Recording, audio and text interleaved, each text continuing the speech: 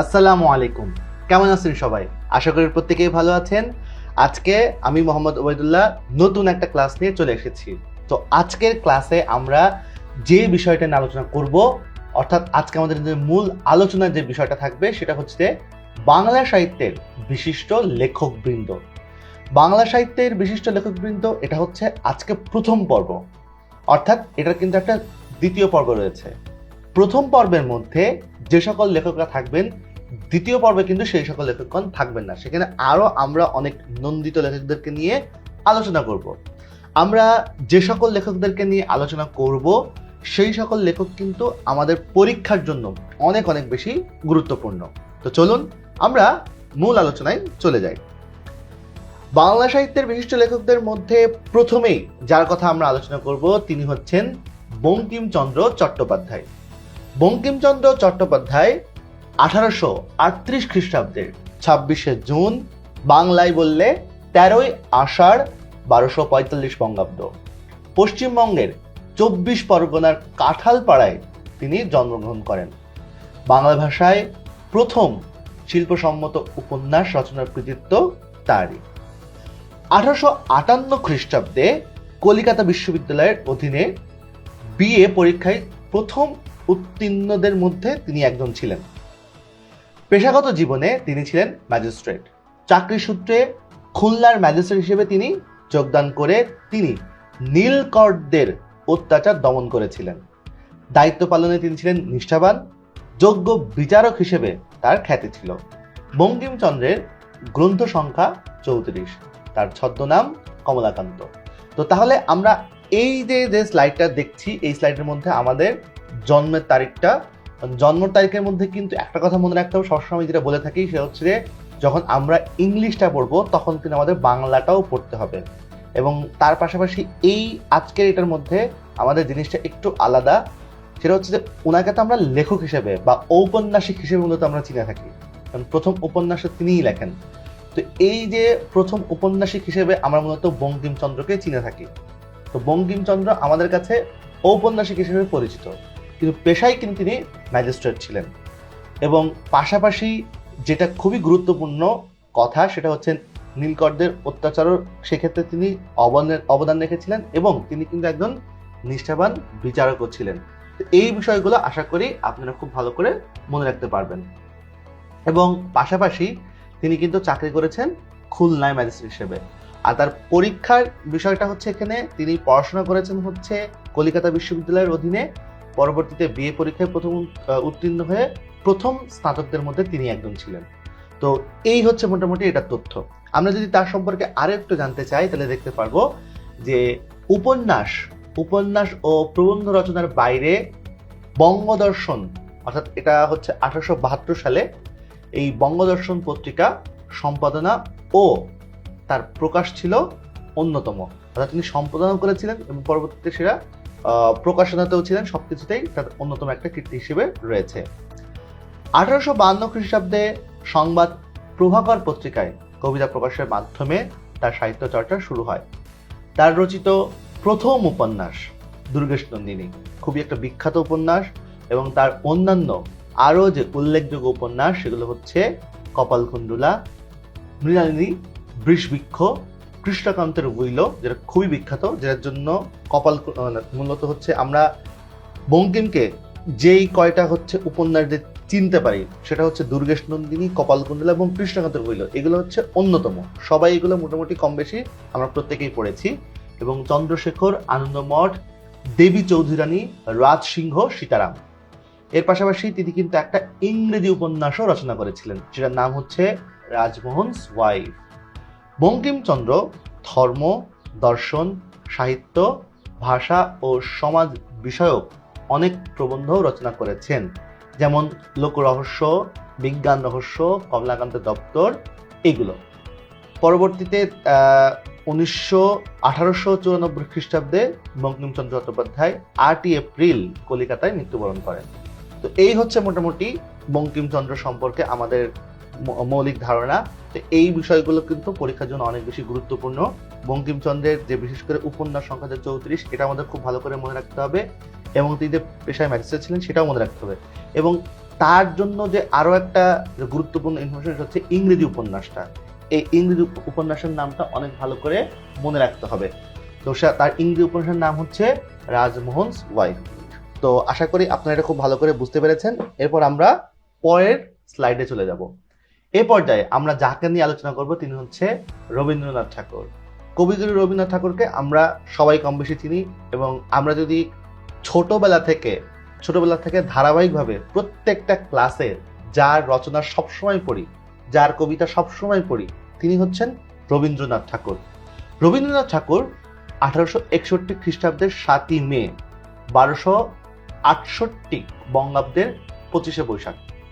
আচ্ছা, এই ক্ষেত্রে আমি একটা কথা বলবো, সেটা হচ্ছে রবীন্দ্রনাথ ঠাকুর সম্পর্কে যখন আমরা পড়বো তখন বিশেষ করে রবীন্দ্রনাথ ঠাকুর এবং কাজী নজরুল ইসলাম এই দুইজনের জন্ম মৃত্যু ইংলিশটা যেভাবে পড়তে হবে, বাংলাটা তার থেকে বেশি ভালো করে পড়তে হবে। কারণ ম্যাক্সিমাম সময় কিন্তু দেখা যায় যে ইংরেজির থেকে, মানে খ্রিস্টাব্দের থেকে কিন্তু বঙ্গাব্দের প্রশ্নটাই বেশি বেশি এসে থাকে। এই জন্য সেটা খুবই গুরুত্বপূর্ণ। আশা করি এটা আপনারা খেয়াল রাখবেন। এবং কলকাতার যে বিখ্যাত ঠাকুর পরিবার, জোড়াসাঁকোতে তার জন্মগ্রহণ। তার পিতার নাম দেবেন্দ্রনাথ ঠাকুর, জননী সারদা দেবী। বিশ্বকবি সম্ভাষিত রবীন্দ্রনাথ ঠাকুর বাংলা সাহিত্যের প্রথম ছোট গল্প রচয়িতা। তিনি শুধুমাত্র প্রথমে ছোট গল্প রচনা করেননি, তিনি কিন্তু বাংলা সাহিত্যের উপরে কিন্তু তিনি নোবেল পুরস্কার পেয়েছিলেন 15 সালে, অর্থাৎ 1915-তে তিনি কিন্তু 1913 সালে তিনি নোবেল পুরস্কার পেয়েছিলেন। এবং ছোট গল্পের কথা যখন বলা হচ্ছে, ছোট গল্প নিয়ে আমরা যদি একটু আলোচনা করি তাহলে দেখা যাবে যে ছোট গল্পের তিনি একজন শ্রেষ্ঠ শিল্পী। তার লেখনীতেই বাংলা ছোট গল্পের উদ্ভব, বিকাশ ও সমৃদ্ধি ঘটেছে। বাংলায় প্রথম হচ্ছে যিনি ছোট গল্প লিখেছেন তিনি রবীন্দ্রনাথ ঠাকুর। পরবর্তীতে আরো অনেকেই লিখেছেন। মানে ইংলিশে ছোট গল্প সবার আগে লিখেন হচ্ছে এডগার অ্যালান পো, তিনি হচ্ছে সর্বপ্রথম ছোট গল্প লিখেন। আর বাংলার ক্ষেত্রে হচ্ছে রবীন্দ্রনাথ ঠাকুর। এখানে অনেকেই ভুল করে ফেলে, ছোট গল্প প্রথম রচয়িতা কিন্তু রবীন্দ্রনাথ ঠাকুর না, ছোট গল্প সর্বপ্রথম লেখেন হচ্ছে এডগার অ্যালান পো, আর রবীন্দ্রনাথ ঠাকুর তিনি বাংলায় প্রথম লেখেন। তো এই ইনফরমেশনটা আশা করি আপনাদের কাছে অনেক বেশি গুরুত্বপূর্ণ হবে, মনে রাখতে হবে। তো তার লেখনীতেই বাংলা ছোট গল্পের উদ্ভব, বিকাশ ও সমৃদ্ধি ঘটেছে। তার ছোট গল্প বিশ্ব সাহিত্যের ছোট গল্পগুলোর সমতুল্য। 1284 বঙ্গাব্দে মাত্র 16 বছর বয়সে ভিখারিনী গল্প রচনার মাধ্যমে ছোট গল্প লেখক হিসেবে তার আত্মপ্রকাশ ঘটে। খুবই গুরুত্বপূর্ণ, মাত্র 16 বছর। এরপর থেকে জীবনের প্রায় শেষ দিন পর্যন্ত তিনি 64 বছরে তিনি অখণ্ড গল্পগুচ্ছে সংকলিত 95টি, সংখ্যাটা আবারও বলছি 95টি ছোট গল্প রচনা করেছেন। এর বাইরেও সে বলতে কিন্তু রবীন্দ্রনাথ ঠাকুর না, মানে গ্রন্থের নামই বলা হচ্ছে। এর বাইরেও সে গল্প স্বল্প ও লিপিকা গ্রন্থে তার আরো গল্প সংকলিত হয়েছে। রবীন্দ্রনাথ ঠাকুর রচিত সর্বশেষ গল্পটির নাম হচ্ছে মুসলমানের গল্প। আমরা আরেকটু রবীন্দ্রনাথ ঠাকুর সম্পর্কে আলোচনা করব।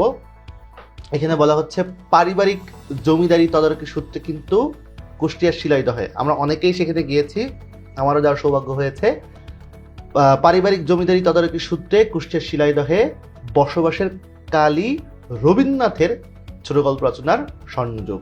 খুবই ইম্পর্টেন্ট কথা, কুষ্টিয়া সেই শিলাইদহে কিন্তু সেখানকার সেই বাড়িতেই কিন্তু তিনি ছোট গল্প রচনার যে সময়টা, সেই সময় কিন্তু কুষ্টিয়াতে ছিলেন তিনি। তো সোনাতরী কাব্যের শ্রেষ্ঠ কবিতাগুলো তিনি এই একই সময়ে রচনা করেন, অর্থাৎ কুষ্টিয়াতে যখন থাকেন সেই সময়ে। প্রকৃতির পটে জীবনকে স্থাপন করে জীবনের গতিময় বিশ্বজনীন প্রকাশী রবীন্দ্র গল্পের শ্রেষ্ঠ সম্পদ। তবে 20 শতকের রচিত গল্পে প্রকৃত ও গীতময়তার স্থলে বাস্তবতায় প্রাধান্য পেয়েছে। কল্পক হিসেবে তিনি যেমন বরেণ্য, ঔপন্যাসিক হিসেবেও বাংলা সাহিত্যে তার স্থান সুনির্দিষ্ট। তার রচিত উপন্যাসগুলোর মধ্যে চোখের বালি, গোরা, চতুরঙ্গ, ঘরে বাইরে, শেষের কবিতা, যোগাযোগ বাংলা উপন্যাসের শ্রেষ্ঠ সম্পদ। এবং মজার বিষয় হচ্ছে যে এই চোখের বালি, গোরা, চতুরঙ্গ, ঘরে বাইরে, শেষের কবিতা, যোগাযোগ, এই প্রত্যেকটা কবিতার ক্ষেত্রে দেখা যায় যে আমরা মনে করি যে এক একটা উপন্যাস কিন্তু এক এক রকমের। এখন এই উপন্যাসগুলোর ক্ষেত্রে যেটা দেখা যায়, উনি কোনো একটা উপন্যাস লিখছেন রাজনৈতিক বিষয় নিয়ে, আবার কোনোটা ভালোবাসার, প্রেমের, তারপর হচ্ছে ওই সমসাময়িক যে সামাজিকতা সেগুলো নিয়ে সকল রকমেরই কিন্তু তিনি উপন্যাস লিখেছেন। একই রকমের কিন্তু উপন্যাস কিন্তু লেখেননি। যদিও রবীন্দ্রনাথকে আমরা প্রেমের কবি হিসেবে চিনি, তার লেখনের মধ্যে কিন্তু আমরা অনেক রকমের ধাপের আমরা গল্প তার রচনার মধ্যে পেয়েছি। এবং নাটক রচনার ক্ষেত্রেও রবীন্দ্রনাথের শ্রেষ্ঠত্ব অবিসংবাদিত। তার রচিত বিশেষভাবে উল্লেখযোগ্য নাট্যগ্রন্থগুলো হচ্ছে রাজা, অচলায়তন, ডাকঘর, মুক্তধারা, যেটা নিয়ে একটা সিনেমাও রয়েছে, আশা করি আপনারা অনেকেই দেখেছেন, এবং রক্তকরবী। এগুলো প্রত্যেকটাই অনেক অনেক বিখ্যাত নাটক। 1941 খ্রিস্টাব্দে 7 আগস্ট, এবং বাংলাটা যখন বলছি তখন সেই আগের কথাটা আবারও বলতে হচ্ছে যে বাংলা যে তারিখগুলো বিশেষ করে কবি নজরুল এবং কবিগুরু রবীন্দ্রনাথ ঠাকুরের ক্ষেত্রে, কারণ ওনাদের জন্ম মৃত্যু থেকে প্রশ্ন আসাটা খুবই স্বাভাবিক। তো বিশেষ করে বাংলাটা খুব ভালো করে মনে রাখতে হবে। 1348 বঙ্গাব্দের 22 শ্রাবণ জোড়াসাঁকোর ঠাকুর বাড়িতে রবীন্দ্রনাথ ঠাকুরের জীবনাবসান ঘটে। তো আশা করি আমরা রবীন্দ্রনাথ ঠাকুর সম্পর্কে মোটামুটি সংক্ষেপে একটু আলোচনা করে নিলাম। এরপরে আমরা যার সম্পর্কে আলোচনা করব, তিনি একজন বিখ্যাত একজন লেখক এবং নারীদের একজন শিক্ষণীয়, মানে যার থেকে মূলত শিক্ষা অর্জন করা শুরু হয় যে নারীর হাত ধরে, তিনি হচ্ছেন রোকেয়া সাখাওয়াত। আমরা রোকেয়া সাখাওয়াত সম্পর্কে একটু প্রথমে আলোচনা করব। রোকেয়া সাখাওয়াত হোসেন 1880 সালের 9 ডিসেম্বর রংপুর জেলার মিঠাপুকুর থানার অন্তর্গত পায়রাবন্দর গ্রামে জন্মগ্রহণ করেন। তার পিতার নাম জহিরুদ্দিন আবু আলী হায়দার সাবের। পুরো নামটাই কিন্তু তার পিতার, অর্থাৎ এখানে জহিরুদ্দিন আবু আলী হায়দার সাবের মনে হতে পারে আলাদা আলাদা নাম, কিন্তু এটা কিন্তু পুরো একটা নাম মনে রাখতে হবে, জহিরুদ্দিন আবু আলী হায়দার সাবের। এবং মাতা রাহাতুন্নেসা চৌধুরী। তার প্রকৃত নাম রোকেয়া খাতুন, কিন্তু পরবর্তীতে তার বৈবাহিক সূত্রে তার নাম রোকেয়া সাখাওয়াত রাখা হয়, কারণ হচ্ছে তার যে স্বামী তার নামও কিন্তু সৈয়দ সাখাওয়াত হোসেন। তো স্বামীর নামের সাথে মিলিয়ে মূলত এই নামটা পরবর্তীতে বিখ্যাত হয়েছে। রোকেয়ার পিতা বহু ভাষায় সুপণ্ডিত হলেও মেয়েদের শিক্ষার ব্যাপারে ছিলেন রক্ষণশীল। বড় ভাই বোনের সহচর্যে রোকেয়া বাংলা ও ইংরেজি ভাষায় ভালোভাবেই রপ্ত করেন এবং জ্ঞানার্জনের প্রতি আগ্রহী হয়ে ওঠেন। আসলে প্রথমত রোকেয়ার ক্ষেত্রে যে বিষয়টা হয় সেটা হচ্ছে যে, বেগম রোকেয়ার ক্ষেত্রে যে বিষয়টা হয় সেটা হলো উনি স্কুলে যেতে পারতেন না। তো উনি স্কুলে যেতে না পারার কারণে উনার যে ঘরে থেকে উনার ভাই বোনের কাছ থেকে উনি হচ্ছে ভাষাগুলো শিখতেন। এবং অনেক সময় দেখা গিয়েছে বেগম রোকেয়া যখন তিনি তার বিভিন্ন লেখা প্রকাশনা করেছেন, সেখানে উৎসর্গ হিসেবে কিন্তু তার ভাইদের এবং বোনদের নাম তিনি উল্লেখ করেছেন সেই সকল জায়গায়। কারণ তার যে হাতে খড়ি, কোনো স্কুল না, কিন্তু তিনি কিন্তু কোনো স্কুল থেকে পরবর্তীতে পড়াশোনা করেননি, কিন্তু পরে তিনি এটা নিয়ে নিজে আগ্রহী হয়ে উঠেছেন। কিন্তু তিনি নিজে যেহেতু যেতে পারেননি, নিজে যেতে না পেরে নিজে শিক্ষিত হওয়ার পর তিনি বুঝতে পেরেছেন যে মেয়েদের শিক্ষিত হওয়াটা কতটা জরুরি, সেই বিষয়ে তিনি কাজ করেছেন। যাই হোক, আমরা একটু আলোচনা এগোই। তো পরবর্তীতে 16 বছর বয়সে উর্দুভাষী ও বিপত্নিক সৈয়দ সাখাওয়াত হোসেনের সঙ্গে 1898 সালে তিনি বিবাহ বন্ধনে আবদ্ধ হন। ডেপুটি ম্যাজিস্ট্রেট স্বামীর উৎসাহ ও অনুপ্রেরণায় তার জ্ঞানার্জনের পথ সুগম হয়। বিরূপ সমালোচনা ও নানাবিধ প্রতিবন্ধকতার মুখেও তিনি কখনোই নারী শিক্ষার লক্ষ্য থেকে সরে আসেননি, বরং পর্দা প্রথা ও শিক্ষা বিমুখ মুসলমান মেয়েদের শিক্ষার আলোয় আলোকিত করার জন্য বাড়িতে বাড়িতে ছাত্রী সংগ্রহ করেছেন। এখানে একটু কথা বলতে হয়, সেটা হচ্ছে যে একটা সময় বলতে খুব বেশি সময় আগে না, ঠিক এই 20 শতাব্দীতে বিশেষ করে এই সময়টাতে যখন ছেলেরা পড়াশোনা করছিল, সেই সময় কিন্তু নারীদের শিক্ষার ব্যাপারে কেউ কোনো কথা বলেননি। আর নারীরা শিক্ষা অর্জন করবে এটাই তো কেউ বুঝতে চাইতো না। তারপরে আবার মুসলমান মেয়েরা, যাদের কিনা পর্দার মধ্যে থাকতে হয়, তো সেই ক্ষেত্রে নারীরা শিক্ষা অর্জন করবে এটা তো মুসলমান মেয়েদের জন্য একেবারেই কিন্তু কেউ চিন্তাই করতে পারতো না। সেই জায়গা থেকে সেই জায়গা থেকে রোকেয়া সাখাওয়াত উনি কিন্তু চেষ্টা করেছেন যে মুসলমান মেয়েদেরকে শিক্ষায় আলোকিত করার। কারণ যখন মুসলমান মেয়েরা যখন তার ঘর থেকে তার পর্দাকে ঠিক রেখে যখন শিক্ষা অর্জন করবে, তখন কিন্তু অন্যান্য ধর্মের যে নারীরা রয়েছে তারাও কিন্তু এই বিষয়টাকে কি করবে, অনুকরণ করবে। তো সেই বিষয়ে কিন্তু রোকেয়া সাখাওয়াতের অবদান ছিল সব থেকে বেশি। রোকেয়া সাখাওয়াত বাংলা গদ্যের বিশিষ্ট শিল্পী। সমাজের কুসংস্কার ও জড়তা দূর করার জন্য তিনি অসাধারণ পাণ্ডিত্যপূর্ণ ও হৃদয়গ্রাহী গদ্য রচনা করেন। তার সব রচনায় সমাজ জীবনের গভীর উপলব্ধি থেকে উৎসারিত।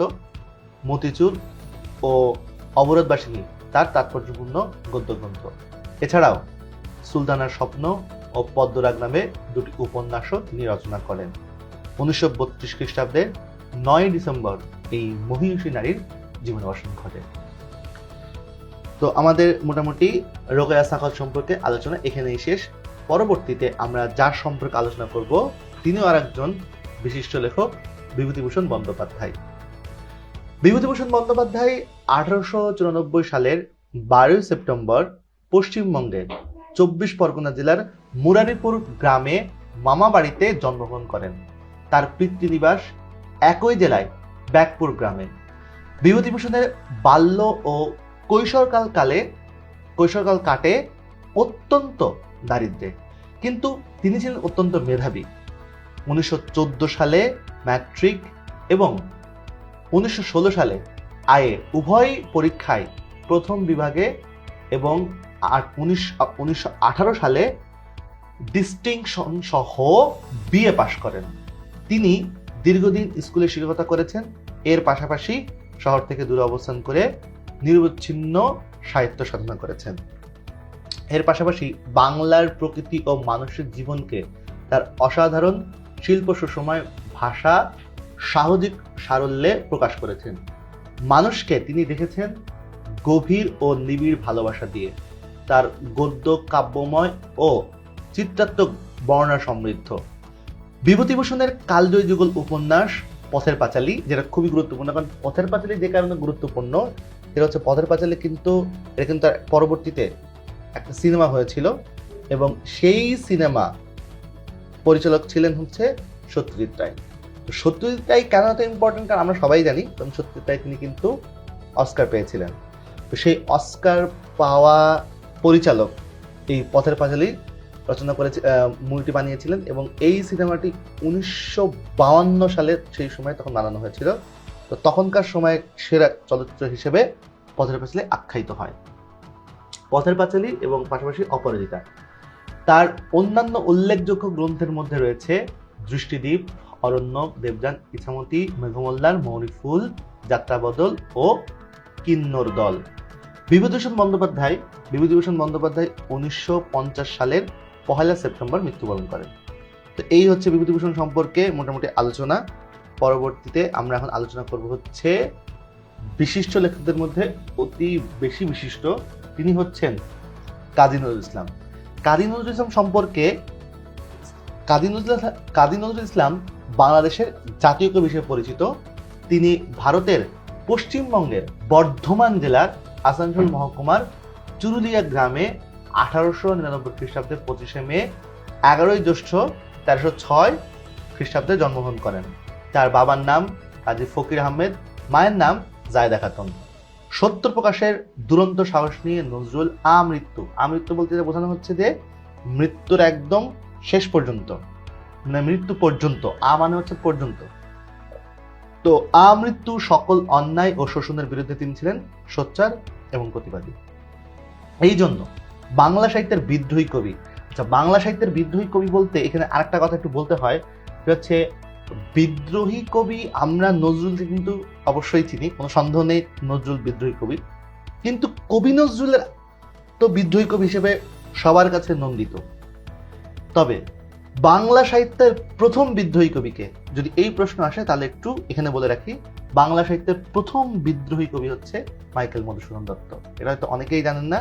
তো এই বিষয়টা কিন্তু অনেক সময় পরীক্ষায় চলে আসে, কারণ আমরা দেখা যাচ্ছে বাংলা সাহিত্যের প্রথম বিদ্রোহী কবি যখন বলা হয় তখন কিন্তু এক নির্দ্বিধায় কবি নজরুলের নাম লিখে দেওয়া হয়। কিন্তু মনে রাখতে হবে বাংলা সাহিত্যের বিদ্রোহী কবি নজরুল, কিন্তু প্রথম বিদ্রোহী কিন্তু কবি নজরুল নয়, প্রথম বিদ্রোহী কবি হচ্ছে মাইকেল মধুসূদন দত্ত। আর মূলত বিদ্রোহী কবি বলার যে কারণ হচ্ছে তিনি যখন মেঘনাদ বধ কাব্য লিখেন, ওই যে মেঘনাদ বধের কাব্য মহাকাব্য তিনি দেখেন, ওই যে তিনি মেঘনাদকে বধ করার যে কাহিনীটাকে উল্টো করে দেন, মানে বেসিক্যালি বিদ্রোহী কবি বলার মেন কারণটা হচ্ছে যে রামায়ণের যে কাহিনীটা সেই কাহিনীটা তিনি তার মতো করে উপস্থাপন করেন। এই যে রামায়ণের কাহিনীটা তিনি তার মতো করে নিজের যেটা ইচ্ছা, তিনি নিজের ইচ্ছাকে মূলত সকল মানে অর্থাৎ মানুষ এতদিন ধরে যেটা পড়ে আসছে, যেটাকে বিশ্বাস করছে, যে ধারণাকে সবাই বিশ্বাসে প্রমাণ করেছে, সেই বিষয়টার বিরুদ্ধে তিনি লিখেছেন তার নিজের মতো করে। এই যে তিনি বিরুদ্ধে লিখে সবার বিরুদ্ধে লিখলেন এবং তার মতো করে তিনি বর্ণনা করেছেন এবং তার কাছে যেটা সঠিক মনে হচ্ছে তিনি সেটাই লিখেছেন, এই কারণে তাকে মূলত বিদ্রোহী কবি হিসেবে তখনকার সময়ে আখ্যায়িত করা হয়। এবং সেখান থেকেই প্রথম বিদ্রোহী কবি যাকে বলা হয় সে হচ্ছে প্রথম, আবারও বলছি, প্রথম বিদ্রোহী কবি হচ্ছে মাইকেল মধুসূদন দত্ত। তো যাই হোক, আমরা পড়ছিলাম নজরুল সম্পর্কে, এই জন্য বাংলা সাহিত্যের বিদ্রোহী কবি হিসেবে তিনি সমধিক পরিচিত। আবার একই সঙ্গে কোমল দরদি মন নিয়ে ব্যথিত বঞ্চিত মানুষের পাশে থেকেছেন। কবি নজরুলের যে বিষয়টা খুব ভালো দিক সেটা হচ্ছে যে বিদ্রোহী কবি তিনি লিখেছেন, কারণ অন্যায়ের বিরুদ্ধে, শোষণের বিরুদ্ধে তিনি সবসময় কথা বলেন। তো এই প্রতিবাদী মানুষটা কিন্তু তিনি কিন্তু আবার ঝিঙে ফুলের মতো খুব সাধারণ কবিতাও লিখেছেন। আবার আমাদের যে ঈদের যে গান, সেই গানগুলোও তিনি লিখেছেন। মানে আমাদের যে রমজানের রোজার শেষে এলো খুশির ঈদ, এই ঈদের মতো আনন্দের খুশির যে গানগুলো সেগুলো তিনি লিখেছেন। আবার সামান্য একটা ঝিঙে ফুল সেটা উনি লিখেছেন। আবার একইভাবে তার সংকল্পের কথাও তিনি লিখেছেন। সব দিক থেকে দেখা যায় যে তিনি আবার সাম্যবাদী, অর্থাৎ সমতা নিয়ে কথা বলেছেন। আবার দেখা যাচ্ছে যে কবিতার মাধ্যমে তার ভিতরে যে প্রতিবাদী যে ব্যাপারগুলো, সমাজের যে সকল অন্যায়গুলো, সেই সকল অন্যায়গুলো নিয়েও তিনি কিন্তু কথা বলেছেন। তিনি কখনো কথা বলেছেন মানুষের ধর্মকে নিয়ে, কুলি মজুরদেরকে নিয়ে তিনি কথা বলেছেন, কখন তিনি নারীদেরকে নিয়ে কথা বলেছেন। এরকম বিভিন্ন সময় দেখা গেছে তিনি কিন্তু কথা বলেছেন। তো তার লেখার সবসময় দেখা যায় যে বিদ্রোহী কবি হিসেবে তিনি কখনো কোমল কোনো কথা রচনা করবেন, কোমল কোনো কথা বলবেন, তার লেখার মধ্যে পাওয়া যাবে, এটা কিন্তু অনেকেই মানেন না। কিন্তু নজরুলের মধ্যে কিন্তু দুইটাই ছিল। তো তারপরে যেটা বলা হচ্ছে যে এই জন্যই নজরুল সম্পর্কে একটা কথা বলা হয়ে থাকে যে এক হাতে বাঁশি আর এক হাতে রণতৌজ নিয়েই তিনি আবির্ভূত হয়েছিলেন নজরুল। আর এসেই প্রচলিত শিল্পসমূহকে নতুন বিষয় ও নতুন শব্দের বাংলা সাহিত্য ও সঙ্গীত কি করেছেন সমৃদ্ধতর। দরিদ্র পরিবারে জন্ম নেওয়া নজরুলের কর্মজীবনও কিন্তু ছিল অত্যন্ত বৈচিত্র্যময়। চলুন সেই বৈচিত্র্যময় জীবন নিয়ে একটু আমরা কথা বলি। তিনি প্রথমত মসজিদের ইমামতি, লেটোর দলের যোগদান, বেসিক্যালি একটা গানের একটা দল ছিল, লেটোর গানের দলে যোগদান করেছিলেন। পরবর্তীতে 1917 খ্রিস্টাব্দে সেনাবাহিনীর বাঙালি পল্টনে তিনি যোগদান করেন। রাজনীতি ছিলেন, পত্রিকা সম্পাদনা কিংবা চলচ্চিত্রের সঙ্গেও তিনি যুক্ত হওয়ার সহ বহু বিচিত্র অভিজ্ঞতায় তার জীবন ছিল পূর্ণ। মাত্র 43 বছর বয়সে দুরারোগ্য ব্যাধিতে আক্রান্ত হওয়ায় এই ঋদ্ধ মানে গুণী সম্ভাবনাময় জীবন আমৃত্যু নির্বাক হয়ে যায়। শেষ বয়সে তিনি কিন্তু কোনো কথা না বলেই তার জীবনটা কাটিয়েছিলেন। বোবা হিসেবে সবার সামনে ছিলেন। যদি ওই সময়ে তিনি যদি কথা বলতে পারতেন, যদি রবীন্দ্রনাথ ঠাকুরের মতো এই 64 বছরের যে বিশাল যে সময়, এটা যদি তিনি পেতেন তাহলে যে আরো কত সৃষ্টি করে দিতেন সেটা বোধহয় আমাদের মাথায় চিন্তাই আসে না। বাংলাদেশ স্বাধীন হলে নাগরিকত্ব এবং স্বাধীন কবির মর্যাদা নিয়ে অসুস্থ নজরুলকে সসম্মানে জাতীয় কবির মর্যাদা নিয়ে অসুস্থ নজরুলকে সসম্মানে এদেশে বরণ করে নেওয়া হয়। ঢাকা বিশ্ববিদ্যালয়ের মসজিদের পাশে পূর্ণ রাষ্ট্রীয় মর্যাদায় সমাধিস্থ করা হয়। মূলত কবি হলেও সাহিত্যের অন্যান্য শাখাও তার বিচরণ রয়েছে। তার রচিত উপন্যাসের মধ্যে বাঁধনহারা, মৃত্যুক্ষুধা, কুহেলিকা এবং গল্পকন্দের মধ্যে ব্যথার দান, রিক্তের বেদন, শিউলিমালা বিশেষভাবে উল্লেখযোগ্য। যুগবাণী, দুর্দিনের যাত্রী, রুদ্রমঙ্গল, রাজবন্দির জবানবন্দি তার উল্লেখযোগ্য প্রবন্ধ গ্রন্থ। কবি কাজী নজরুল ইসলাম 1976 খ্রিস্টাব্দের 29 আগস্ট 12 ভাদ্র 1338 বঙ্গাব্দে ঢাকায় মৃত্যুবরণ করেন। 1383 খ্রিস্টাব্দে ঢাকায় মৃত্যুবরণ করেন। তো এই হচ্ছে মোটামুটি কবি নজরুল সম্পর্কে আলোচনা। এরপর আমরা আলোচনা করব মানিক বন্দ্যোপাধ্যায়কে নিয়ে। মানিক বন্দ্যোপাধ্যায় বিহারের সাঁওতাল পরগনায় দুমকায় 1908 খ্রিস্টাব্দে 19 মে জন্মগ্রহণ করেন। তার পৈতৃক বাড়ি ঢাকার বিক্রমপুরে। মানিক বন্দ্যোপাধ্যায়ের পিতার নাম হরিহর বন্দ্যোপাধ্যায়, মাতার নাম নীরদা সুন্দরী। তার পিতৃপ্রদত্ত নাম প্রবোধ কুমার বন্দ্যোপাধ্যায়, খুবই ইম্পর্টেন্ট। পিতৃপ্রদত্ত নাম হচ্ছে প্রবোধ কুমার এবং তার ডাক নাম ছিল হচ্ছে মানিক। বাংলা, বিহার, উড়িষ্যা এরকম বিভিন্ন স্কুল কলেজে তিনি পড়াশোনা করেন। মাত্র 48 বছর বয়স তিনি এত অল্প সময় তিনি বেঁচে ছিলেন। কলকাতার প্রেসিডেন্সি কলেজে বিএসসি পড়ার সময়ে মাত্র 20 বছর বয়সে বন্ধুদের সাথে বাজি ধরে তার প্রথম গল্প অতসী মামি লিখে তিনি খ্যাতি অর্জন করেন। তারপর বাকি 28 বছর নিরবিচ্ছিন্নভাবে লিখে গেছেন। মাঝের বছর 3 বছরের মতো 3 বছর মাত্র তিনি চাকরি ও ব্যবসায় বিভিন্ন কাজে নিজেকে জড়ালেও পরবর্তীতে বাকি পুরোটা সময় তিনি সার্বক্ষণিকভাবে সাহিত্য হিসেবে নিয়োজিত ছিলেন। উপন্যাস ও ছোট গল্প লেখক হিসেবে মানিক বন্দ্যোপাধ্যায়ের বাংলা সাহিত্যের খ্যাতিমান একজন হিসেবে সবার কাছে পরিচিত রয়েছে এবং অল্প সময়ে তিনি সৃষ্টি করেছেন প্রায় 40টি উপন্যাস, প্রায় 300 ছোট গল্প। সেই সঙ্গে লিখেছেন কিছু কবিতা, নাটক, প্রবন্ধ ও ডায়েরি। বিজ্ঞান মনস্ক এই লেখক মানুষের জগৎ তথা অন্তর্জীবনের উপকার হিসেবে সার্থকতা দেখিয়েছেন। একই সঙ্গে সমাজ বাস্তবতার শিল্পী হিসেবেও সাক্ষ্য রেখেছেন। জননী, দিবারাত্রি কাব্য, পদ্মা নদীর মাঝি আমরা সবাই পড়েছি এবং মানিক বন্দ্যোপাধ্যায়কে মনে হয় সর্বপ্রথম আমরা যে উপন্যাস দিয়ে সবার আগে মানিক বন্দ্যোপাধ্যায়কে চিনি বা মানিক বন্দ্যোপাধ্যায়ের নাম বললে যে উপন্যাসের নামটা সবার আগে আমাদের মাথায় আসে সেটা হচ্ছে পদ্মা নদীর মাঝি। তারপর আরো বেশ কয়েকটা রয়েছে, পুতুল নাচের ইতিকথা, চিহ্ন প্রভৃতি তার হচ্ছে বিখ্যাত উপন্যাস। তার বিখ্যাত ছোট গল্পের মধ্যে উল্লেখযোগ্য হচ্ছে প্রাগৈতিহাসিক, সরীসৃপ, সমুদ্রের স্বাদ, খুশরোগীর বউ, টিকটিকি, হলুদের পোড়া, আজকাল পরশুর গল্প, হারানের নাচ জামাই, ছোট বকুলপুরের যাত্রী ইত্যাদি ইত্যাদি।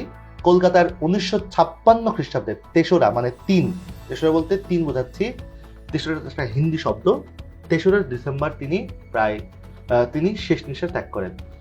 তো এই হচ্ছে মোটামুটি মানিক বন্দ্যোপাধ্যায় সম্পর্কে আলোচনা। এরপর আমরা আলোচনা করব সুকান্তকে নিয়ে। সুকান্ত মূলত হচ্ছে সবচেয়ে সুকান্তর মৃত্যুটা হয় মূলত যক্ষায়। উনি মাত্র 21 বছর বয়সে মারা যান। তো এই 21 বছর বয়সে সুকান্তের যে অবদান বাংলা সাহিত্যে একেবারে কিন্তু কম নয়। বাংলা সাহিত্যে কিন্তু সুকান্তকে এত অল্প সময়, যদিও সুকান্ত ভট্টাচার্য এত অল্প সময় বাংলা সাহিত্য তিনি অবদান রাখলেও তাকে কিন্তু সবসময় সবাই তার মনে রাখার মূল কারণগুলো তিনি কিন্তু অনেকগুলো কাজ একসাথে করতেন। যেমন আমরা তার সম্পর্কে একটু পড়ি যে সুকান্ত ভট্টাচার্যের জন্ম হচ্ছে 1926 খ্রিস্টাব্দের 15ই আগস্ট। নামটা তারিখটা কিন্তু খুবই গুরুত্বপূর্ণ এই কারণে, এই তারিখেই কিন্তু আমাদের জাতির পিতা বঙ্গবন্ধু শেখ মুজিবুর রহমান তিনি হচ্ছে মৃত্যুবরণ করেন। তার পৈতৃক নিবাস গোপালগঞ্জ জেলার কোটালীপাড়ায়। হ্যাঁ, মিলে যাচ্ছে, গোপালগঞ্জের টুঙ্গিপাড়া, কিন্তু এটা হচ্ছে কোটালীপাড়ায়। আচ্ছা, তার পিতার নাম হচ্ছে নিবারণ চন্দ্র ভট্টাচার্য, মায়ের নাম সুনীতি দেবী। ছোটবেলা থেকেই সুকান্ত ছিলেন অত্যন্ত রাজনীতি সচেতন, অর্থাৎ তিনি লেখক তো ছিলেন, পাশাপাশি তিনি রাজনীতিতেও তার পদচারণা ছিল। তিনি দৈনিক স্বাধীনতার কিশোর সভা অংশের প্রতিষ্ঠাতা ছিলেন এত অল্প বয়সে এবং মৃত্যুর পূর্ব পর্যন্ত এর সম্পাদকের দায়িত্ব পালন করেছেন। সুকান্ত তার কাব্যে অন্যায়, অবিচার, শোষণ বঞ্চনার বিরুদ্ধে বিদ্রোহ, বিপ্লব ও মুক্তির আহ্বান জানিয়েছেন। বাংলাদেশের স্বাধীনতা যুদ্ধের কালে তার কবিতা মুক্তিকামী বাঙালির মনে বিশেষ শক্তি ও সাহস জুগিয়েছিল। ছাড়পত্র তার বিখ্যাত কাব্যগ্রন্থ। তার অন্যান্য কাব্যগ্রন্থ ঘুম নেই, পূর্বাভাস আর অন্যান্য রচনা ছিল হচ্ছে মিঠে করা, অভিযান, হরতাল ইত্যাদি। তিনি ফ্যাসি বিরোধী লেখক হিসেবে শিল্প সংঘের পক্ষে অকাল নামে একটা কাব্যগ্রন্থ রচনা করেন বা সম্পাদনা করেন। এইটা হচ্ছে আমাদের খুব গুরুত্বপূর্ণ একটা কথা। মানে আগের যে ইনফরমেশনগুলো ছিল, তথ্যগুলো ছিল, সেই তথ্য থেকে এই অকাল যে একটা ফ্যাসিবাদী বিরোধী লেখা, এইটা সম্পর্কে কিন্তু আমাদের অনেকেরই কম জানা। এটা সম্পর্কে আমাদের একটু মাথায় রাখতে হবে। প্রশ্ন যখন কঠিন হয় তখন এই ধরনের আলাদা রকমের যে তথ্যগুলো, যেগুলো সাধারণত আমরা পড়ে থাকি না, সেই তথ্যগুলো কিন্তু পরীক্ষায় বেশি বেশি এসে থাকে যদি প্রশ্ন কঠিন হয়ে থাকে। সেই ক্ষেত্রে 1947 খ্রিস্টাব্দের 13ই মে মাত্র 21 বছর বয়সে প্রতিভাবান এই কবির অকাল মৃত্যু হয়। তো এই হচ্ছে মোটামুটি সুকান্ত সম্পর্কে আলোচনা। এরপরে আমরা যাকে নিয়ে আলোচনা করব তিনি হচ্ছেন শামসুর রহমান। শামসুর রহমান তিনি আমাদের বাংলাদেশের কবি। তো তিনি শামসুর রহমান 1929 খ্রিস্টাব্দের 24 অক্টোবর ঢাকায় জন্মগ্রহণ করেন। শামসুর রহমান সম্পর্কে একটু কথা বলি। শামসুর রহমান কিন্তু আমাদের সভাকবি ছিলেন, মানে সভাকবি বলতে হচ্ছে সরকার দলীয় কবি যাকে বলা হয় সেটা। তো তার পৈতৃক নিবাস নরসিংদীর পাহাড়তলী গ্রামে। তার পিতার নাম মুখলেসুর রহমান চৌধুরী, মাতার নাম আমেনা বেগম। তিনি 1945 খ্রিস্টাব্দে ঢাকার প্রগত স্কুল থেকে প্রবেশিকা বলতে যেটা মূলত বোঝায় সেটা হচ্ছে যেটাকে আমরা ম্যাট্রিক বলি বা এখনকার এসএসসি যাকে বলি আর কি, প্রবেশিকা। ঢাকা কলেজ থেকে 1947 খ্রিস্টাব্দে ইন্টারমিডিয়েট, অর্থাৎ এটাকে আমরা এইচএসসি বলি আর কি, এবং পরবর্তীতে ঢাকা বিশ্ববিদ্যালয় থেকে বিএ পাশ করেন। 1957 খ্রিস্টাব্দে তিনি দৈনিক মর্নিং এজের সাংবাদিকতা দিয়ে কর্মজীবন শুরু করেন। 1964 খ্রিস্টাব্দে দৈনিক পাকিস্তান, পরবর্তী দৈনিক বাংলা নামে কিন্তু আমাদের একটা জায়গাও আছে এই দৈনিক বাংলা। আশা করি এটা অনেকে যারা ঢাকায় থাকে তারা অনেকেই চিনেন, এটা একদম মতিঝিলের কাছাকাছি। তো দৈনিক পাকিস্তানটাই পরবর্তীতে দৈনিক বাংলা হয়ে যায়। দৈনিক বাংলা পত্রিকায় যোগদান করেন। 1949 খ্রিস্টাব্দে সাপ্তাহিক সোনার বাংলা পত্রিকায় কবির প্রথম কবিতা প্রকাশিত হয়। খুবই গুরুত্বপূর্ণ একটা ইনফরমেশন। আশা করি এটা এই সাপ্তাহিক সোনার বাংলা যেহেতু প্রথম কবিতা, এই জন্য এই তথ্যটা অনেক অনেক বেশি গুরুত্বপূর্ণ। আমরা যদি শামসুর রহমান সম্পর্কে যদি আরেকটু জানতে চাই তাহলে আমরা আলোচনার মধ্যে পাবো যে তার আজীবন নিষ্ঠার সঙ্গে কাব্য সাধনায় তিনি তো নিয়োজিত ছিলেনই, এবং সারা জীবন তিনি ছিলেন গণতন্ত্রের পক্ষে, ছিলেন সত্য, সুন্দর ও ন্যায়ের পক্ষে। রাষ্ট্রভাষা আন্দোলন থেকে শুরু করে, অর্থাৎ 52 সালে রাষ্ট্রভাষার কথা বলা হচ্ছে, রাষ্ট্রভাষা আন্দোলন থেকে শুরু করে স্বাধীনতা যুদ্ধ ও পরবর্তী সকল গণতান্ত্রিক আন্দোলনের প্রতি অকুণ্ঠ সমর্থন তার কবিতা করেছে অনন্য বৈশিষ্ট্যমণ্ডিত। নগর জীবনে যন্ত্রণা ও একাকিত্ব, পারিবারিক ও সামাজিক বন্ধন ইত্যাদি তার কবিতার লক্ষণীয় বৈশিষ্ট্য। শামসুর রহমানের উল্লেখযোগ্য যে কাব্যগ্রন্থ, সেই কাব্যগ্রন্থ হচ্ছে প্রথম গান দ্বিতীয় মৃত্যুর আগে, রৌদ্রকরটিতে, বিধ্বস্ত নীলিমা, খুবই বিখ্যাত একটা রচনা বিধ্বস্ত নীলিমা, নিরালোক দিব্যরথ, নিজ বাসভূমে, বন্দি শিবির থেকে, এটাও খুবই খুবই খুবই খুবই বিখ্যাত একটা রচনা, ফিরিয়ে নাও ঘাতক কাটা, উদ্ভট উঠের পিঠে চলেছে স্বদেশ, বুক তার বাংলাদেশের হৃদয় ইত্যাদি। এগুলো হচ্ছে সবই হচ্ছে উল্লেখযোগ্য কাব্যগ্রন্থ। এছাড়া গল্প উপন্যাস, শিশু সাহিত্য ও অনুবাদ কর্মেও তিনি কিন্তু অনেকগুলো বই তিনি অনুবাদ করেছেন, বিখ্যাত বিখ্যাত বই। তিনি উল্লেখযোগ্য এক্ষেত্রে অবদান রেখেছেন। এবং পুরস্কারের কথা যদি বলি তখন তিনি আদমজী পুরস্কার, বাংলা একাডেমি পুরস্কার, 21শে পদক, স্বাধীনতা পুরস্কার সহ অসংখ্য পুরস্কার, পদক ও সম্মাননায় ভূষিত হয়েছেন। 2006 খ্রিস্টাব্দে 17 আগস্ট তিনি মৃত্যুবরণ করেন। এই হচ্ছে শামসুর রহমান সম্পর্কে আমাদের সংক্ষিপ্ত একটা আলোচনা। এরপর আমরা আরো কিছু বিষয় আলোচনা করব যেগুলো আমাদের এক ঝলক একটু পড়ে নেওয়া দরকার, যেটা আমাদের পরীক্ষার জন্য খুবই গুরুত্বপূর্ণ। যেমন এই পর্যায়ে আমরা যে বিষয়গুলো একটু এক ঝলক দেখে নিব সে হচ্ছে কবি ও ঔপন্যাসিকদের বিখ্যাত কিছু রচনা যেগুলো খুবই গুরুত্বপূর্ণ। আমরা এই প্রথম পর্বে যেরকম আলোচনা করব এরকম আরো অনেক আলোচনা কিন্তু আমাদের দ্বিতীয় পর্বেও থাকবে। এই পর্বে আমরা যেগুলো একটু মনে রাখার চেষ্টা করবো সে হচ্ছে খুবই গুরুত্বপূর্ণ তিলোত্তম বা সম্ভব চতুর্দশপদী কবিতা বলি কাব্যগ্রন্থ, এটা হচ্ছে মাইকেল মধুসূদন দত্তের। আর আরেকটু কথা বলে রাখি, চতুর্দশপদী কবিতা বলি কিন্তু হচ্ছে এটা মাইকেল মধুসূদন দত্তের সনেট কবিতাগুলো, অর্থাৎ তিনি মোটামুটি 100-100 উপরে সনেট কবিতা লিখেছিলেন। তো সেই সকল 102 বা 4 এরকম কবিতা তিনি চতুর্দশ কবিতাবলীর মধ্যে ছিলেন, এবং এই চতুর্দশপদী কবিতাবলী কিন্তু সবগুলাই সনেট কবিতা, সবগুলাই। এই ছিল হচ্ছে কাব্যগ্রন্থ, যেটার জন্য মাইকেল মধুসূদন দত্ত অনেক বেশি বিখ্যাত হয়েছেন সবার কাছে। বাংলায় সনেট কিন্তু সর্বপ্রথম লেখেন কিন্তু হচ্ছে মাইকেল মধুসূদন দত্ত। ও এখানে মাইকেল মধুসূদন দত্ত সম্পর্কে একটা কথা বলতেই হবে, সেটা হচ্ছে যে অনেক সময় একটা প্রশ্ন আসে, সেটা হচ্ছে যে প্রথম সনেট কবিতা কে লিখেছেন? প্রথম সনেট কবিতা কিন্তু মাইকেল মধুসূদন দত্ত লেখেননি। প্রথম সনেট কবিতা লিখেছেন হচ্ছে পেত্রাক। তিনি হচ্ছে একজন ইটালীয় কবি ছিলেন। তিনি হচ্ছে সর্বপ্রথম মূলত হচ্ছে সনেট কবিতা লেখেন। আর মাইকেল মধুসূদন দত্ত তিনি হচ্ছে বাংলায় প্রথম সনেট কবিতা লেখেন। আর মাইকেল মধুসূদন দত্ত তো এর আগে ইংরেজিতে সবসময় লেখালেখি করতেন, আমরা এটা সবাই জানি। তো উনি যখন ইংরেজি রচনা লিখতেন তখন কিন্তু উনি অনেক ইংরেজি সনেট কবিতাও তিনি পড়তেন। তো পরবর্তীতে দেখা যায় যে বাংলায় তিনি যখন ফিরে আসেন বাংলা সাহিত্যে, তো বাংলা সাহিত্যে তিনি কোনো সনেট কবিতা পাননি। প্রথম সনেট কবিতার যদি বাংলা সনেট কবিতার জনক যদি বলি, অবশ্যই মাইকেল মধুসূদন দত্ত। তবে প্রথম সনেট কবিতার জনক কিন্তু মাইকেল মধুসূদন দত্ত নয়, বাংলা সনেট কবিতার জনক হচ্ছে মাইকেল মধুসূদন দত্ত। তারপর হচ্ছে অগ্নিবীণা, বিষের বাসী, এগুলো হচ্ছে কাব্যগ্রন্থ। এই কাব্যগ্রন্থ কাজী নজরুল ইসলামের। এবং সোনার তরী, গীতাঞ্জলি। এই গীতাঞ্জলি, আচ্ছা গীতাঞ্জলি নিয়ে একটু কথা বলি।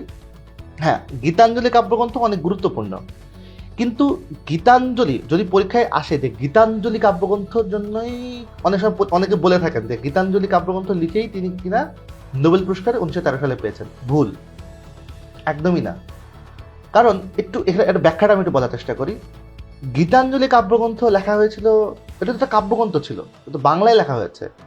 তো এই বাংলা লেখা পড়ে কি নোবেল পুরস্কার মানে যারা নোবেল পুরস্কার দিয়েছিলেন তারা কি বাংলা লেখা পড়ে নোবেল পুরস্কার দিয়েছিলেন? একদমই না। মূলত গীতাঞ্জলি পড়ে লেখেননি, গীতাঞ্জলি পরবর্তীতে ইংলিশে অনুবাদ করা হয়। তো পরবর্তীতে সেটার নাম ছিল হচ্ছে ইংলিশের যে তার যে ভূমিকা ছিল, সেই ইংলিশে উপন্যাসের যে ভূমিকা সেটার নাম ছিল সংস অফারিং। তো সেটা পড়ে মূলত হচ্ছে তাকে নোবেল পুরস্কার দেওয়া হয়। যদি তিনি ইংরেজিতে না লিখতেন তাহলে সেটা পড়ে তারা পড়তে পারতেন না। এই জন্য যারা বলেন যে গীতাঞ্জলির কারণেই পান, না, গীতাঞ্জলির যে অনুবাদ যেটা ছিল, মানে অনুবাদ বলতে ইংরেজিতে যে অনুবাদটা ছিল সেইটার জন্য মূলত হচ্ছে রবীন্দ্রনাথ ঠাকুর নোবেল পুরস্কার পেয়ে থাকেন। আশা করি এই বিষয়টা আপনারা মাথায় রাখবেন। তারপর হচ্ছে রূপসী বাংলা। রূপসী বাংলা এটা কাব্যগ্রন্থ, এটা তিনি লেখেন হচ্ছে জীবনানন্দ দাশ। সাজের মায়া, এটাও একটা কাব্যগ্রন্থ। বেগম সুফিয়া কামাল। নকশি কাঁথার মাঠ কাব্যগ্রন্থ, এটা হচ্ছে জসিমউদ্দিন। আখতারুজ্জামান ইলিয়াসের হচ্ছে খোয়াবনামা, এটা হচ্ছে উপন্যাস। শহীদুল্লাহ কায়সার হচ্ছে সংসপ্তক, এটা তো আমরা সবাই জানি। আর বিশেষ করে সংসপ্তকটা আমরা বেশি জেনেছি হচ্ছে পরবর্তী আমরা যখন অনেক ছোট ছিলাম সেই সময় বিটিভিতে একটা ধারাবাহিক হতো, নাটকের ধারাবাহিক, সেটা হচ্ছে সংসপ্তক। তো এটা খুবই গুরুত্বপূর্ণ, এবং এই সংসপ্তকের মধ্যে যে গুরুত্বপূর্ণ চরিত্রে অভিনয় করেছিলেন কানকাটা রমজান, হুমায়ুন ফরিদি। তো এই সংসপ্তকের কথা যখন মাথায় আসে, বা বিশেষ করে শহীদুল্লাহ কায়সারের কথা যখন মাথায় আসে, পরবর্তীতে দেখা যায় যে এই শহীদুল্লাহ কায়সারের কথা মাথায় আসলে সেই কানকাটা রমজানের কথা আমার সবার আগে মনে পড়ে। আশা করি আপনাদেরও ছোটবেলায় যারা আপনারা এই সংসপ্তক দেখেছেন, সেই কানকাটা রমজানের চরিত্রের কথা আশা করি কেউ ভোলেননি। তারপর হাজার বছর ধরে এই উপন্যাস লিখেছেন হচ্ছে জহির রায়হান। লাল সালু উপন্যাস লিখেছেন সৈয়দ অলিউল্লাহ। কৃতদশা হাসি, যেটা দিয়ে উনি হচ্ছে এশিয়ার মধ্যে সর্বশ্রেষ্ঠ উপন্যাসিক হিসেবে তিনি সবার কাছে সমাদৃত হয়েছিলেন, এবং এটা অনেক পুরস্কারও তিনি পেয়েছেন। শওকত ওসমান। আবু ইসাক সূর্য দিঘলবাড়ি, এটা হচ্ছে একটা উপন্যাস ছিল। মানিক বন্দ্যোপাধ্যায়ের পদ্মা নদীর মাঝি, এটা নিয়ে আগেই বলছিলাম আমার কথা, কারণ পদ্মা নদীর মাঝি হচ্ছে সেই উপন্যাস যে উপন্যাসটা পড়ে হচ্ছে আমরা প্রথম মানে উপন্যাস পড়ার যে অনুভূতি বা উপন্যাসটা আসলে কেমন হয় সেটা বোধহয় আমরা সর্বপ্রথম পদ্মা নদীর মাঝি পড়েই সবার আগে জেনেছি। এবং এটা আমরা পড়ি নাই এমন কেউ নাই, সবাই পড়েছি। আর বিশেষ করে ইন্টারমিডিয়েটে এই রচনাটা থাকার কারণে দেখা যাচ্ছে মানিক বন্দ্যোপাধ্যায়ের নাম যখন বলা হয় আমাদের দেশে, বাংলাদেশে, তখন সবার আগে কিন্তু পদ্মা নদীর মাঝির কথাই সবার আগে মনে পড়ে। তো এই হচ্ছে মোটামুটি কিছু বিখ্যাত ঔপন্যাসিকদের বিখ্যাত কিছু রচনা ছিল। এরপরে হচ্ছে এবং কাব্যগ্রন্থও ছিল। এখানে আমরা কিছু কাব্যগ্রন্থ এবং উপন্যাস সবগুলোই মোটামুটি এখানে পেয়েছি। আমরা আরও বেশ কয়েকটা আলোচনা করব, যেমন হচ্ছে যে আলোচনাগুলো আমাদের খুবই গুরুত্বপূর্ণ আলোচনা। আলোচনার প্রথমে বলতে চাই যে বাংলা ভাষার প্রথম ব্যাকরণ রচনা করেন কিন্তু পর্তুগিজরা, খুবই গুরুত্বপূর্ণ। বাংলা আধুনিক বাংলা সাহিত্যের প্রথম কাব্য হচ্ছে পদ্মিনী উপাখ্যান। বাংলা সাহিত্যের সর্বপ্রথম মহাকাব্য অর্থাৎ মাইকেল মধুসূদন দত্ত লেখেন এটা মেঘনাদবধ কাব্য। বাংলা সাহিত্যের প্রথম গীতিকবি হচ্ছে বিহারীলাল চক্রবর্তী। বিহারীলাল চক্রবর্তী অনেক কারণেই আমাদের কাছে হচ্ছে মানে ফেমাস, বিখ্যাত, কিন্তু গীতিকবি লিখে কিন্তু সর্বপ্রথম তিনি এই বিখ্যাত হন। আর খুবই গুরুত্বপূর্ণ এটা অনেকেই এটা ভুল করে থাকেন। অনেকে এই জিনিসটা মানে দেখা যাচ্ছে যে যখন আমি একটু আগে পড়ে ফেলি তারপর হচ্ছে বলি, বাংলা কোরআন শরীফের সর্বপ্রথম অনুবাদক হচ্ছে ভাই গিরিশচন্দ্র সেন। ভাই গিরিশচন্দ্র সেনের যখন অপশনটা আমরা দেখি সবার আগে আমরা বাদ দিয়ে দিই, কিন্তু মাথায় রাখতে হবে যে একজন হিন্দুই কিন্তু ছিলেন প্রথম বাংলা কোরআন শরীফের সর্বপ্রথম অনুবাদক, বাংলা অনুবাদক ছিলেন। বাংলা সাহিত্যের প্রথম কথ্যরীতি প্রবর্তন করেন প্রমোদ চৌধুরী 1914 সালে। আপনারা এটা মনে রাখতে পারেন। যে সালে হচ্ছে 13তে নোবেল পুরস্কার পেল হচ্ছে রবীন্দ্রনাথ, ঠিক তার পরের বছর 14তেই হচ্ছে প্রমোদ চৌধুরী প্রথম সবুজপত্র পত্রিকার মাধ্যমে হচ্ছে এটা কথ্যরীতির প্রবর্তন করেন। বাংলায় টি.এস. ইলিয়টের প্রথম অনুবাদক হচ্ছে রবীন্দ্রনাথ ঠাকুর। বাংলা সাহিত্যের প্রথম মুদ্রিত গ্রন্থ হচ্ছে কথোপকথন। বাংলা সাহিত্যের প্রথম উপন্যাস আলাদারে ঘরে দুলাল, খুবই গুরুত্বপূর্ণ, খুবই ইম্পর্টেন্ট। বাংলা উপন্যাসের জনক হচ্ছে বঙ্কিমচন্দ্র চট্টোপাধ্যায়, যেটা আমি আগেই বলেছি। ঢাকার প্রথম বাংলা ছাপাখানা হচ্ছে বাংলা প্রেস, যেটা প্রতিষ্ঠিত হয়েছিল 1860 সালে। আমরা আরও কিছু ইনফরমেশন একটু পাবো এখানে, সেটা হচ্ছে আন্তর্জাতিক খ্যাতিসম্পন্ন পল্লীগীতির গায়ক, বিখ্যাত সেই নাম আব্বাস উদ্দিন। উদীচী শিল্পগোষ্ঠীর প্রতিষ্ঠাতা ছিলেন সত্য সেন। বাংলাদেশের শ্রেষ্ঠ ভাওয়াইয়া গায়িকা, যাকে আমরা চিনি না এমন কেউ নেই, ফেরদৌসী রহমান। গম্ভীরা গান, এটা মূলত হচ্ছে গম্ভীরা গান কিন্তু আমাদের দিনাজপুরেও কিন্তু অনেক বেশি বিখ্যাত। গম্ভীরা গান আমরা ছোটবেলায় বিড়িবিড়ি এই গানগুলো শুনতাম। গম্ভীরা গানের উৎপত্তি হচ্ছে পশ্চিমবঙ্গের মালদহে। বাংলা টপ্পা গানের প্রবর্তক হচ্ছে নিরুবাবু। ঠাকুমার ঝুলি, আশা করি আমরা প্রত্যেকেই কম বেশি পড়েছি বা দেখেছি। ঠাকুমার ঝুলির লেখক হচ্ছে দক্ষিণারঞ্জন মিত্র। এই নামটা আমরা অনেকেই জানি না। দক্ষিণারঞ্জন মিত্রের নাম আমরা শুধুমাত্র অন্ততপক্ষে ঠাকুমার ঝুলির জন্য হলেও আমাদের মনে রাখা উচিত, এত গুরুত্বপূর্ণ। বাংলা সাহিত্যের এই নামটা অনেক অনেক বড় একটা নাম। পাঁচালী গানের বিখ্যাত কবি হচ্ছে দাশরথী রায়। ভাওয়াইয়া গান দুটি নদীর সাথে পরিচিত হচ্ছে। যে গানের সাথে ভাওয়াইয়া গান, এই গানের সাথে দুটি নদীর যে পরিচিতি, সেই দুটো নদী হচ্ছে তিস্তা এবং ধরলা। তিস্তা কিন্তু আমাদের দেশে যেরকম আছে, আবার একইভাবে কিন্তু ইন্ডিয়াতেও আছে। তো তিস্তা নদী, তিস্তা চুক্তি, এগুলো নিয়ে অনেক কথাবার্তা, যাই হোক এইসব আলোচনা এখন এখানে না করাই ভালো। মনসুর বয়াতি অমর সৃষ্টি হচ্ছে দেওয়ানা মদিনা। এই দেওয়ানা মদিনার এখানে কথা বলতে হবে। দেওয়ানা মদিনা এতটাই হচ্ছে বিখ্যাত ছিল, যারা একজন ফরাসি নোবেল পুরস্কার বিজয়ী, তিনিও পর্যন্ত এই দেওয়ানা মদিনার প্রেমে পড়ে গিয়েছিলেন। তো মনসুর বয়াতির নাম আমরা কয়জন জানি না, কিন্তু মনসুর বয়াতি যে কারণে বিখ্যাত সে হচ্ছে দেওয়ানা মদিনা লিখে। এবং রবীন্দ্রসঙ্গীত চর্চা ও প্রসারে নিবেদিত প্রতিষ্ঠানের নাম হচ্ছে ছায়ানট, যেটা ঢাকা বিশ্ববিদ্যালয় কর্তৃক পরিচালিত। ইউনেস্কো যে গানকে বিমূর্ত ঐতিহ্য ঘোষণা করেছেন সেটা হচ্ছে বাউল গান। এই হচ্ছে মোটামুটি অনেকগুলো ইনফরমেশন আপনাদেরকে দেওয়ার চেষ্টা করেছি, যেগুলো পরীক্ষার জন্য খুবই খুবই গুরুত্বপূর্ণ। তো যারা এতক্ষণ এই দীর্ঘ ক্লাস যারা এতক্ষণ দেখলেন, আশা করি আপনারা অনেক কিছু আলোচনার মাধ্যমে চেষ্টা করেছি আপনাদেরকে জানানোর। এই সকল বিষয়গুলো আপনারা প্র্যাকটিস করবেন, অনুশীলন করবেন। আশা করি আপনাদের পরীক্ষায় এই তথ্যগুলো অনেক অনেক বেশি সহায়তা করবে। যারা এতক্ষণ আমাদের সাথে ছিলেন তাদের প্রত্যেকেই জানাচ্ছি ধন্যবাদ। আজকের মতো এখানেই বিদায় নিচ্ছি।